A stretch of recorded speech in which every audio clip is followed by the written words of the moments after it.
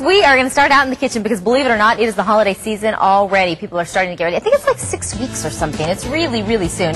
And it's that time of year when we're all spending a little bit more time in the kitchen and around food. And it's a good time for family and for eating, but that's where we also want to incorporate some tradition. And we're going to get a little help in that area with Chef Robert Gonzalez from Babaloos Cuban Cafe up in the Ahwatukee foothills. That's right. A neighbor of ours up there. That's right. That's right. Welcome back to the show. Thank you. Thank you for having me back. We're making, what, like a traditional Cuban dish? This is lechon asado, a very traditional roast pork dish that we do in Cuba for almost every holiday special occasion.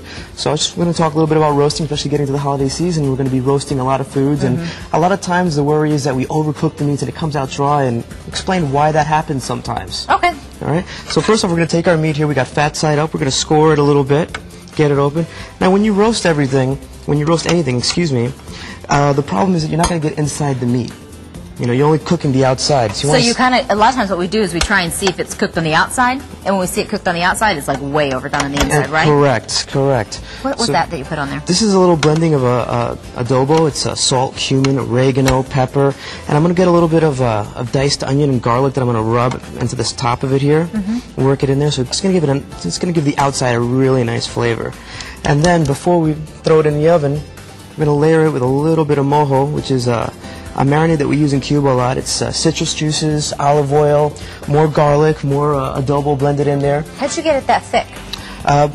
By drizzling the oil in. Put it in the blender, get everything whipped up, and then we're going to slowly drizzle the oil, and it'll thicken it up real nice. So it'll give it a nice little coating on top. Then you can just spread that around.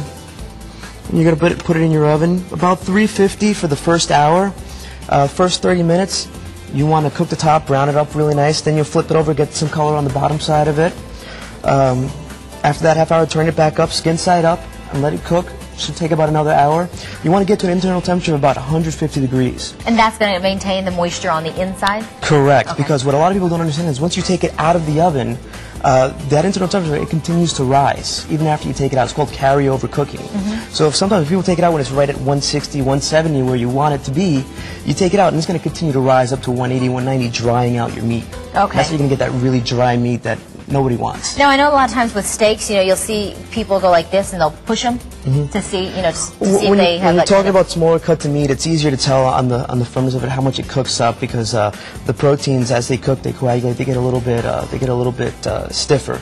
But for the at-home chef, the thermometer is probably the thermometer is probably your best way to do it. Best way to do it. So once you've done it, you've about 2 hours in the oven.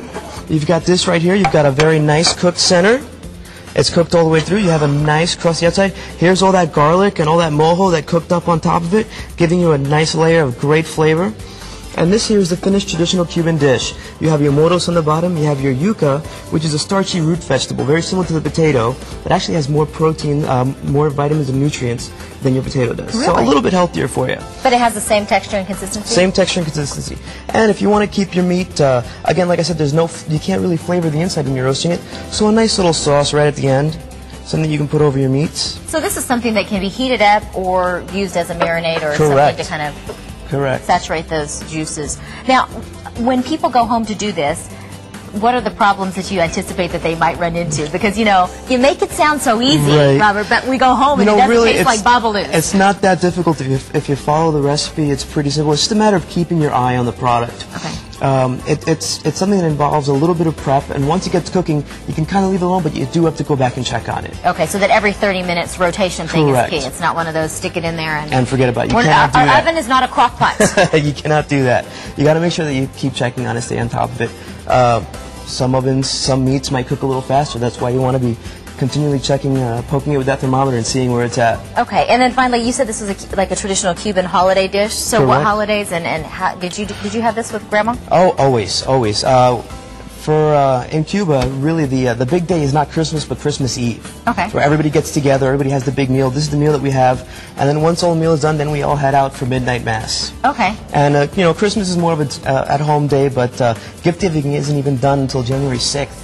Really? For us, yeah. Oh my goodness. Okay, well then your daughter's probably going to end up getting Christmas in July when she's born in a couple of weeks. So congratulations about that. Thank you. A little very early. much. And then in January as well. That's right. Yeah, we need to go over to the Gonzalez house to get it lots of times. I'm feeling you're not going to be able to hold back once you see her. No, not at all. Well, thank you so much for coming. Thank you very much. It's a pleasure. And if you would like to try out this recipe, or for more information on Babaloos up in the Ahwatukee foothills on Chandler Boulevard and Desert Foothills Parkway, you can find a link to their website under the food tab along with the recipe.